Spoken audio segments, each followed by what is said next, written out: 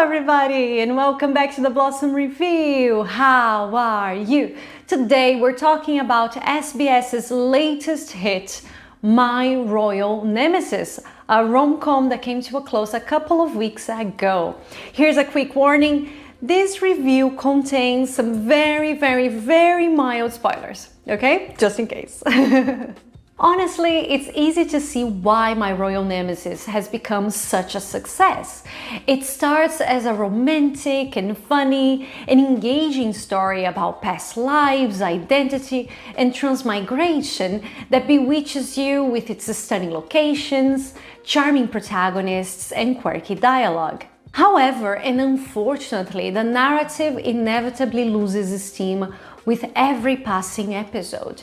Its once shining confidence drowns in a sea of unanswered questions and ludicrously convoluted storylines and volatile characterization, and we can't help but wonder how such a seemingly strong script ended up as such a head-scratcher. My Royal Nemesis takes us back to the Joseon dynasty, where we meet royal concubine Gang Dan-shin, played by Im Ji-yeon.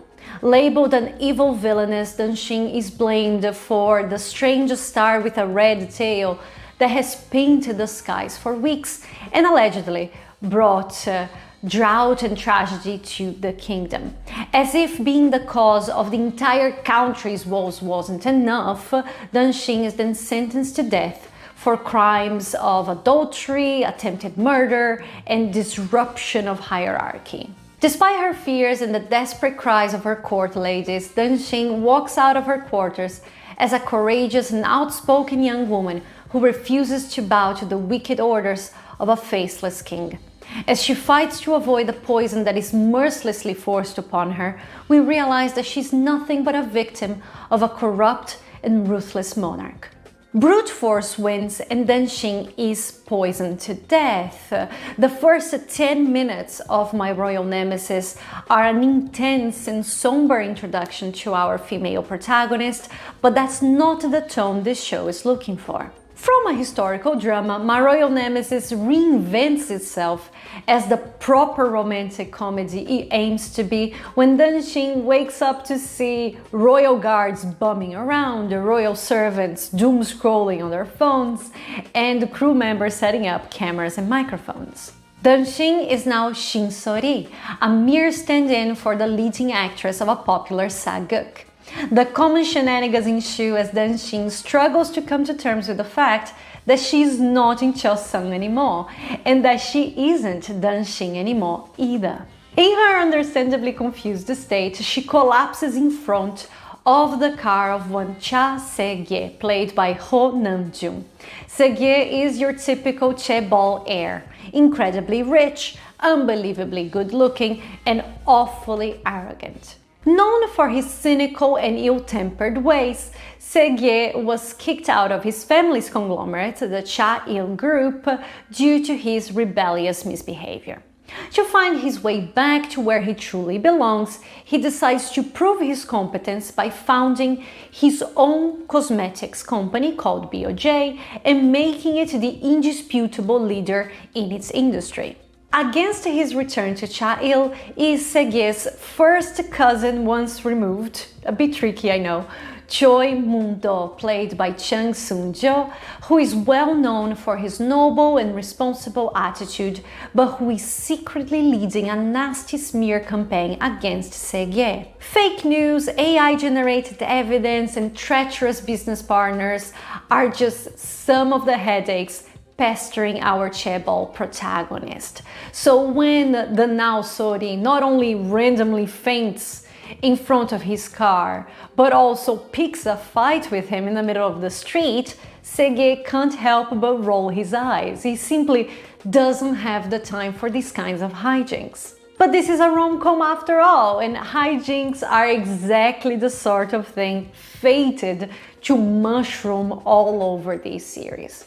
In between silly misunderstandings and comical encounters, our protagonists soon realize that they need each other, either to navigate the uncharted waters of modern-day Korea or to achieve their capitalist goals, and so it is in their best interests to keep the other around.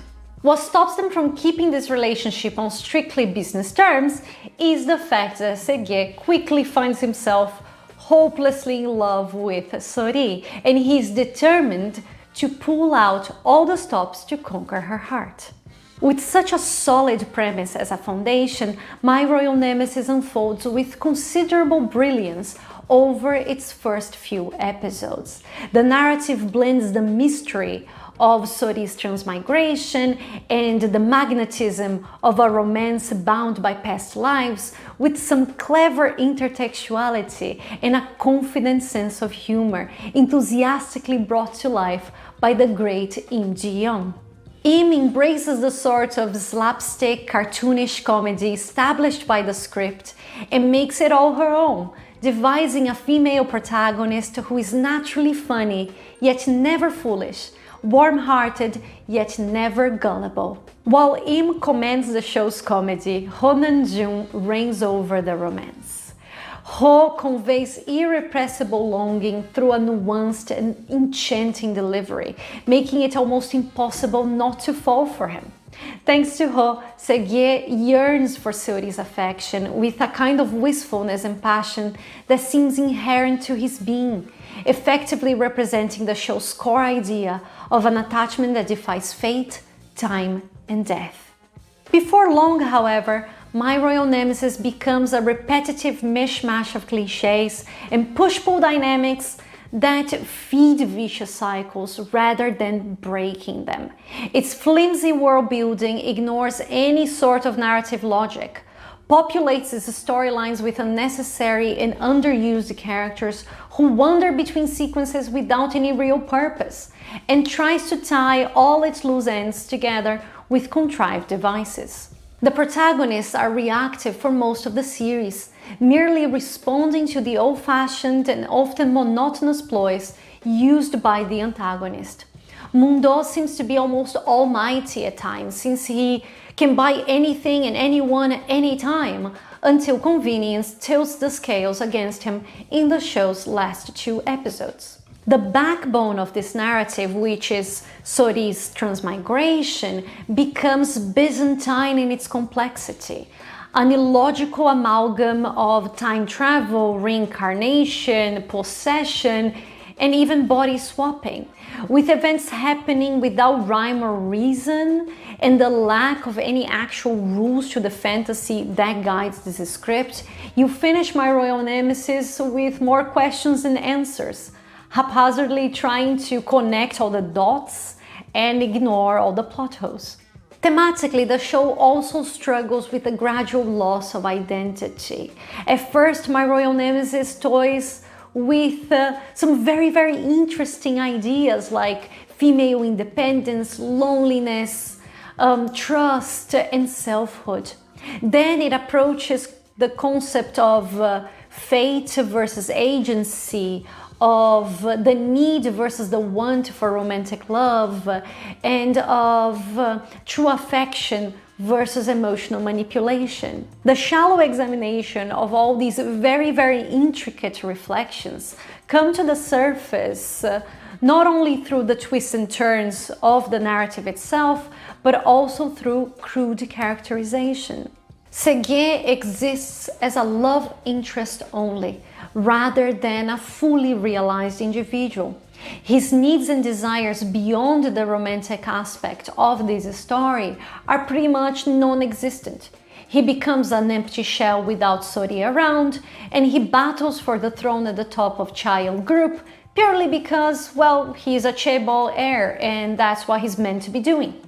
Meanwhile, Danshin is portrayed as a feisty femme fatale whose mysterious ascent from low-born court lady to the highest-ranking royal concubine is never truly explained. We never understand how Danshin went from a shy, sweet, and oppressed young woman to a wicked villainess deserving of celestial punishment. With such unclear motivation and seemingly random changes, Seo-ri's backstory is a blur that never fully aligns with her modern-day identity. The dynamics between Sege and Seo-ri then follow the beats of a mostly cute but often outdated romance. Sege's excessive jealousy, the melodrama of life-threatening scenarios, and the constant mixed messages mark a relationship full of loud arguments but easy reconciliations. With their romance being the be-all and end-all of their characters, their bond is also given a weird codependency that feels jarring at times. Brusque editing and poor pacing lead to bloated episodes that still have their moments of fun and emotional resonance nonetheless. There is much about My Royal Nemesis that is charming despite its weaknesses, which is probably why the development of this narrative feels so painfully underwhelming. With its two charismatic leads and thrilling premise, falling in love with My Royal Nemesis is almost inevitable.